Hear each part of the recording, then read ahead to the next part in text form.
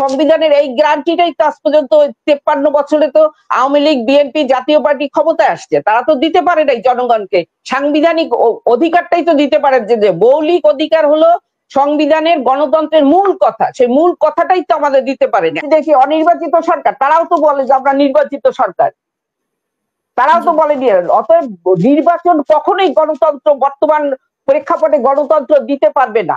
আর নির্বাচন করে গণতন্ত্রের কি উপাদান কি শুধু নির্বাচন? এখন আপনার বুঝতে হবে যে আমাদের দেশের রাজনৈতিক দল কখনোই আইনসম্মত ভাবে গঠনও হয় না, আইনসম্মত ভাবে চর্চাও হয় না।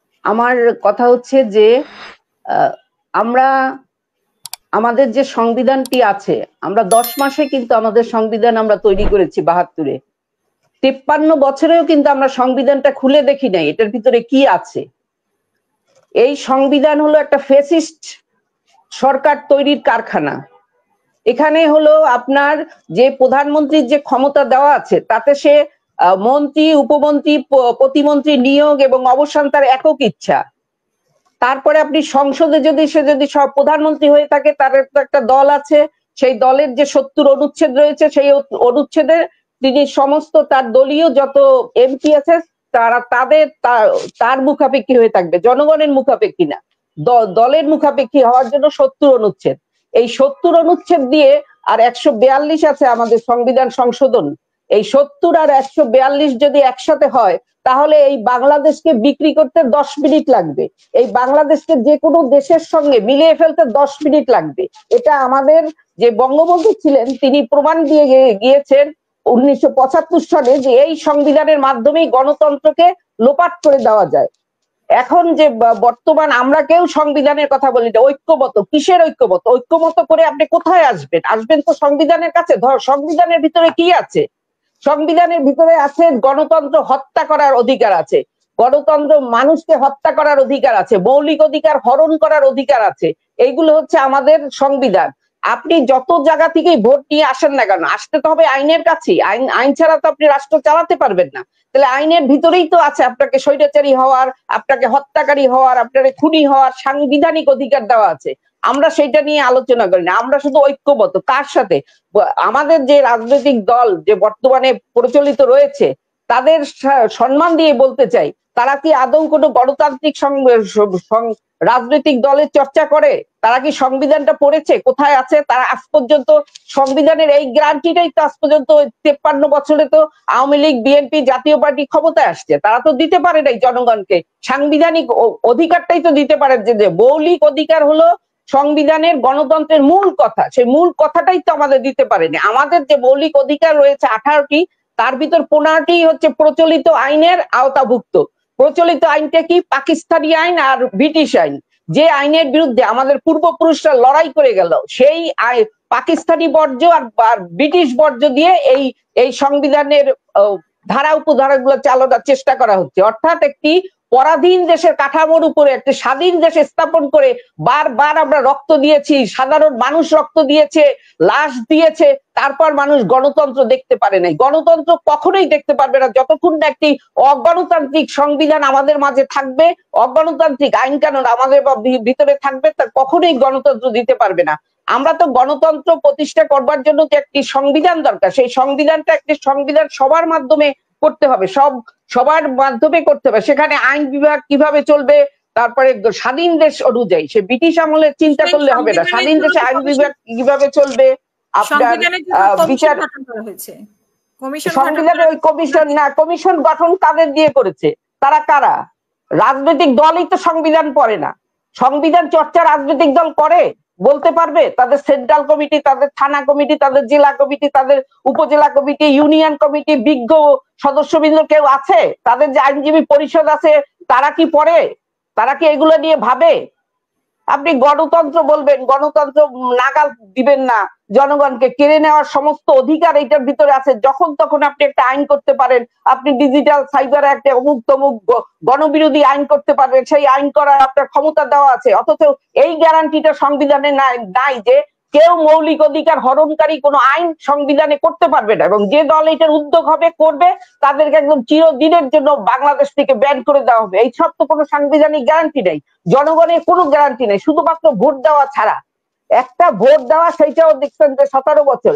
এই যে নির্বাচনের কথা যে বলে 17 বছর কি নির্বাচিত সরকার ছিল না? হাসিনা কি অনির্বাচিত সরকার? তারাও তো বলে যে আমরা নির্বাচিত সরকার, তারাও তো বলে দিয়ে। অতএব নির্বাচন কখনোই গণতন্ত্র বর্তমান প্রেক্ষাপটে গণতন্ত্র দিতে পারবে না। আর নির্বাচন করে গণতন্ত্রের কি উপাদান কি শুধু নির্বাচন? গণতন্ত্র গণতন্ত্রী, আর নির্বাচন হচ্ছে গণতন্ত্রের চর্চা। আগে তো আপনি ঘরটা তৈরি করবেন, আপনার বিচার বিভাগ কেমন চলবে, নির্বাহী বিভাগ কেমন চলবে, আপনি যে ট্যাক্স ছাড়া তো রাষ্ট্র চলে না, ট্যাক্সের ব্যবস্থাপনাটা কি হবে, দৃশ্যমান কিভাবে হবে, এইসব আমরা কিছু না খুঁজে ঐক্যমত, কার সাথে কার ঐক্যমত, জনগণের সাথে জনগণের ঐক্যমত হয়, দলের সাথে দলের কি ঐক্যমত হবে? তারা তো নিজেরাই তো সংবিধান মানে না, ভোট মানে না, সংবিধান মানে না। এরা একটা তত্ত্বাবধায়ক সরকার। কি তত্ত্বাবধায়ক সরকারটা চাচ্ছে কেন? আপনার বুঝতে হবে, একটা নির্বাচিত সরকার তত্ত্বাবধায়ক সরকার চাচ্ছে। কে চাচ্ছে? আওয়ামী লীগও চেয়েছে, বিএনপিও চেয়েছে, জাতীয় পার্টি, জামাত সবাই চেয়েছে তত্ত্বাবধায়ক। একবার পক্ষে, একবার বহাল করো, বাতিল করো, একবার কায়েম করো, একবার বাতিল করো। এই খেলা তো খেলতে যে আমরা অনেক লাশের জন্ম দিয়েছি, সাধারণ মানুষের লাশের জন্ম দিয়েছে, কোনো নেতা নেত্রীর কোনো লাশের জন্ম হয় নাই। এখন আপনি কি আমি বলতে চাচ্ছি যে সবার আগে একদম এই 18 কোটি মানুষের ভিতরে যারা সচেতন আছে, যারা অন্তত পক্ষে সংবিধানটা পড়ুক, এটার মধ্যে কি আছে। এইখানে দেখেন একজন প্রধানমন্ত্রী 48-এর 3 দ্বারা করা হয়েছে, রাষ্ট্রপতির নামে আপনার সবকিছু নিয়োগগুলো দেওয়া হয়, কিন্তু এখানে দেওয়াই আছে 48-এর 3-এ যে প্রধানমন্ত্রীর সাথে পরামর্শ ছাড়া রাষ্ট্রপতি কিছু করতে পারবে না, অর্থাৎ প্রধানমন্ত্রী সব। এখানে আপনি হিসাব নিকাশে মহা হিসাব নিরীক্ষক যে রয়েছে, রাষ্ট্রের যে সরকারি আয় ব্যয়গুলো যারা দেখে নিরীক্ষা করবে, সে কিন্তু সরাসরি প্রধানমন্ত্রী তাকে নিয়োগ দিবে, এবং প্রধানমন্ত্রী আপনার পদ্ধতি দেখায় দিবে কোন পদ্ধতিতে হবে, এবং প্রধানমন্ত্রী বলে দিয়েছে 82-তে যে এইটা নিয়ে হবে না। আপনার এই সংবিধান কমিশন, সংবিধানটা তো ওইভাবে পড়ে না। এরা তো মনে করে যে সাহিত্যের মতো পড়লে তো হবে না, এটা একটা আইন, এটা আইনটা তো আইনের মতো পড়তে হবে। এখানে জনগণের কোনো অধিকার দেওয়া হয় না, এইখানে জনগণের সমস্ত অধিকার কেড়ে নেওয়ার সবকিছু এইখানে প্রস্তুত রয়েছে। আপনি নির্বাচন করে আসবেন, সংসদে বসবেন, সংসদে বসে যদি আপনার হাতে এই 2/3 সংসদ সদস্য থাকে, আপনি আজকে পাকিস্তান বানায় দেবেন, কালকে ভারত বানায় দেবেন, পরশুদিন আমেরিকা বানায় দেবেন। এর নাম তো গণতন্ত্র হতে পারে না, এটা তো নির্বাচন হতে পারে না। কিসের নির্বাচন গণতন্ত্রের সন্ধান দেয়? তাইলে তত্ত্বাবধায়ক চাচ্ছে কেন? নির্বাচিত সরকারটাই তো তত্ত্বাবধায়ক চাইলো। তার অর্থ তারা জানে যে প্রশাসন নির্বাচিত সরকারের হাতে থাকলে প্রশাসন কখনোই নিয়ম মতো কাজ করতে পারে না, এটা তারা জানে বলেই তারা 3 মাস আগে একটা তত্ত্বাবধায়ক চায়। এটার অর্থ কি? তত্ত্বাবধায়কের অর্থ কি? মানে নির্বাচিত সরকার অকার্যকর। অকার্যকর কেন? এই আইনের কারণে। অকার্যকর কেন? এই সংবিধানের কারণে।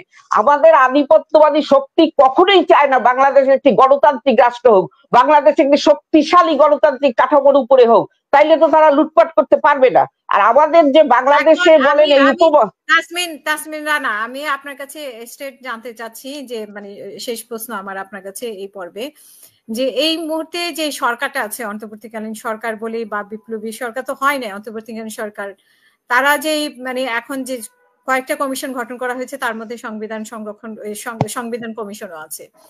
এখন যে পরিস্থিতি দাঁড়িয়েছে, এই পরিস্থিতিতে আপনি কি চাচ্ছেন? মানে স্থানীয় সরকার নির্বাচন নাকি সংস্কার, মানে এই তিনটে নিয়েই তো মানে বিতর্কটা হচ্ছে এখন। তার এখন আপনার বুঝতে হবে যে আমাদের দেশের রাজনৈতিক দল কখনোই আইনসম্মত ভাবে গঠনও হয় না, আইনসম্মত ভাবে চর্চাও হয় না। এটা এখন বাংলাদেশে এখন মাস্তান হিসেবে পরিচিত হয়ে গেছে অলরেডি। পার্টি লিডার আর গ্যাং লিডার এটা আলাদা করতে হবে। পার্টি লিডার হবে, সংবিধানে পার্টির একটা সংজ্ঞা দেওয়া আছে, পার্টির সংজ্ঞা অনুযায়ী মানে কম্বিনেশন অফ থিঙ্কিং, মানে আপনার একটা চিন্তাধারাটা কম্বাইন্ড হতে হবে। আমি বললাম আমি বড় পদে আছি, আমি বলে দিলাম হয়ে গেল, এটার নাম পার্টি না, এটা হলো ডাকাত দল। ডাকাতের সর্দার একজনকে বলবে, সবাই সেটা করবে। আর পার্টি করতে গেলে আপনার গণতন্ত্রের চর্চা করতে হবে। চর্চা করতে হলে আপনি উপর থেকে আস্তে আস্তে সেই মতামতটা উপরে যাবে, তারপরে উপরে যারা আছে তারা কথা বলবে। এইভাবে হলো পার্টির যেটা সারা পৃথিবীতে চলছে। এখন যেহেতু পার্টিরা এখন আমাদের এই যে রাজনৈতিক দলগুলো, আমরা এখন নিয়োগ বাণিজ্যে পাই, ভর্তি বাণিজ্যে পাই, টেন্ডার বাণিজ্যে পাই, আমরা কোথায় না পাই, ইয়াবার ব্যবসায় পাই, আমরা কোথায় না পাই, আমরা গণধর্ষণে পাই, ধর্ষণে পাই, আমরা কোথায় না পাই এদের। অতএব এই যে রাজনৈতিক দল দিয়ে আপনি গণতন্ত্র করবেন, সেইটা দিয়ে নির্বাচন করবেন, নির্বাচন করে জনগণকে উদ্ধার করবেন, তার অন্তর্বর্তীকালীন সরকারের এখন যে সরকার আছে তার প্রথম কাজই হচ্ছে এই সংবিধানটাকে একদম গণমুখী করা। 5টা 10টা পয়েন্ট নিয়ে একদম এইটাকে একদম জনগণের হাতে পৌঁছে দেওয়া, জনগণের ইচ্ছায় সংবিধান চলবে, এমপিদের ইচ্ছায় না, এইভাবে করতে হবে। যে এমপিরা আপনার সংসদে জাতীয় স্বার্থ বিসর্জন দেবে তাকে আপনার রিকল করে সরিয়ে আনতে হবে। যদি প্রধানমন্ত্রী রাষ্ট্রদ্রোহী হয়ে থাকে, সংবিধান লঙ্ঘনকারী হয়ে থাকে, তার কি শাস্তি, তার বিধান সংবিধানে দিতে হবে। এমনি ভাবে আপনার আমরা যদি সরকারকে কিভাবে লাগামের ভিতর রাখা যায় তার নামই হলো গণতন্ত্র। সেই সিস্টেম আমাদের চালু করতে হবে। আর সেটার জন্য এখনই সময়, এই সংবিধানটাকে অচিরেই 10 মাসে যদি করতে পারে, এখন এই আবর্জনা পরিষ্কার করতে তো 10 দিন লাগার কথা না।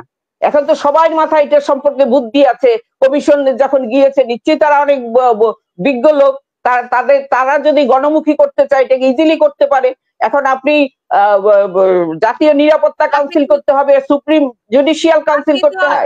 এই সংবিধানটা নতুন করে সংবিধান পরিবর্তন করবে কেন? এইটা নতুন করে গণমুখী করে তারপরে জনগণের কাছ থেকে সমর্থন এনে তারপরে এটা হবে, সেই সিস্টেম হবে। একবারে সংবিধান নিয়ে মাঠে নামতে হবে, সোজা কথা।